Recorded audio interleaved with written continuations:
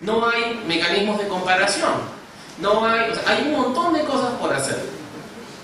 Pero cuando se empiezan a hacer, todas son, como bien decía el doctor Alessandri hace un rato, todos son de sentido común. O sea, la vez pasada, conversamos con el presidente de la Corte en Perú. A ver, por primera vez el año pasado, recién se sabe cuánto produce cada juez en el Perú. Fue con nombre propio, fulano de tal, en tal sitio.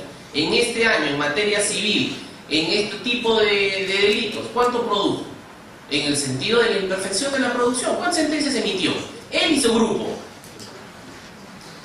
Y basta con comparar y ver la enorme varianza. Oye, ¿por qué tu vecino produce el triple? Pues tiene lo mismo. De la misma zona, se supone que es la misma gente, más o menos la que tiene el problema de litigiosidad, es de tu misma especialidad, pues produce el triple.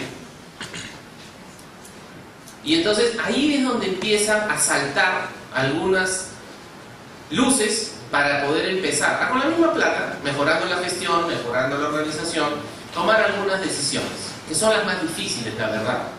Porque hacer mejoras con billetes eso es relativamente fácil, ¿no? Hacer mejoras sin billetes es el gran reto que tienen los poderes judiciales y todos los estados en general. Gracias.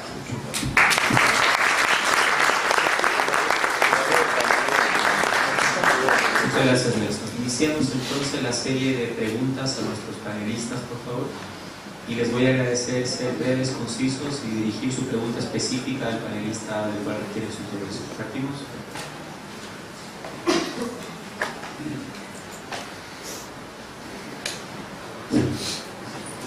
Bueno, a nuestro querido amigo Héctor Saller, hace 6 años, cuando empezamos la experiencia de FORE acá en la Chile, que ha tenido tan buenos resultados en esta provincia, el problema era las mejores prácticas para cortar los tiempos, para la accesibilidad y para los mejores rendimientos. Lo que hemos comprobado en el balance de estos 2 últimos años, que la mejor práctica no es para llegar a la sentencia. Por eso, a todos los consultores mundiales que están presentes acá, incluido el doctor Saller, les sugiero que incorporen un nuevo capítulo, que es ejecución de sentencia. Hoy, el 50% de las causas que estamos resolviendo dentro del año quedan paralizadas en un tiempo indefinido y a veces quedan como pergaminos o cartas, digamos, de recomendación sin poder hacerse efectivo. Esto genera mucho disgusto en la justicia. Y el otro disgusto que ya es viejo y consabido es el que está derivado de la situación de inseguridad, no de la sensación de inseguridad que se traslada al fuero penal, donde la ciudadanía le pide justicia a los jueces que están resolviendo con las limitaciones del caso hechos que ya han acontecido. Son 2 temas novedosos: la problemática del análisis y el funcionamiento de los poderes judiciales de toda América, me parece que deben ser computados para los nuevos índices o factores de medición.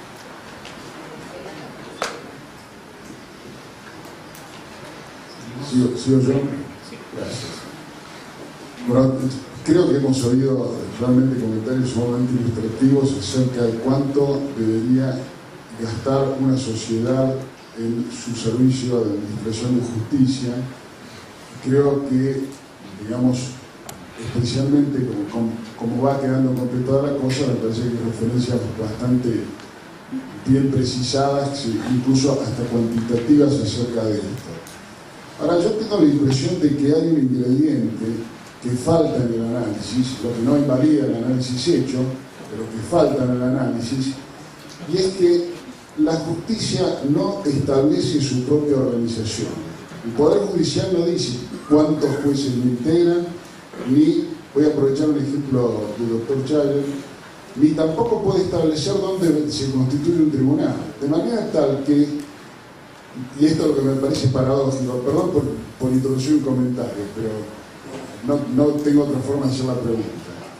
Me parece que lo paradójico de esto es que probablemente los jueces son los que tienen mejor percepción de cómo está marchando la justicia, pero en realidad buena parte de los ingredientes de la organización los pone en realidad el Poder Legislativo y en alguna medida a veces el Poder Ejecutivo.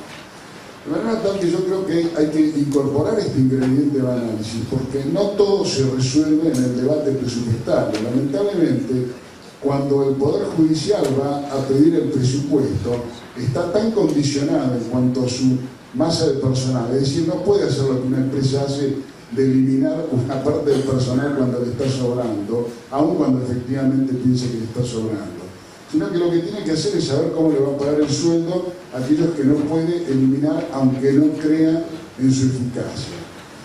Me parece que el problema no se reduce a discutir el presupuesto anualmente, sino que en todo caso tiene que ser dirigido a ver cómo se relacionan costos con procesos. Yo voy a recordar una cosa que antes se le estaba comentando a alguna gente en una mesa alrededor de un café.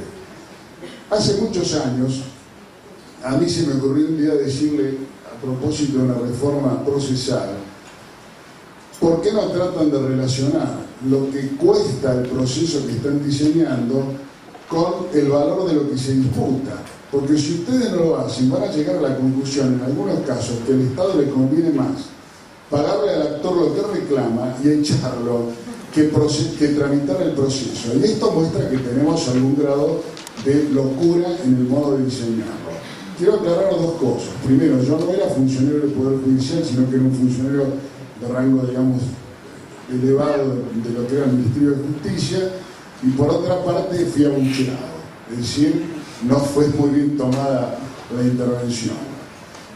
Aquí es donde a mí me parece que tenemos que ver cómo se hace para introducir el interés por la cuestión costos en otras áreas del gobierno, concretamente el legislativo, que establece cómo son los procesos, las reglas procesales, y el ejecutivo, que normalmente tiene una capacidad de iniciativa en la organización de la justicia, o a veces en los consejos de la magistratura, a donde hay representantes de todos los poderes, para tratar el tema principal.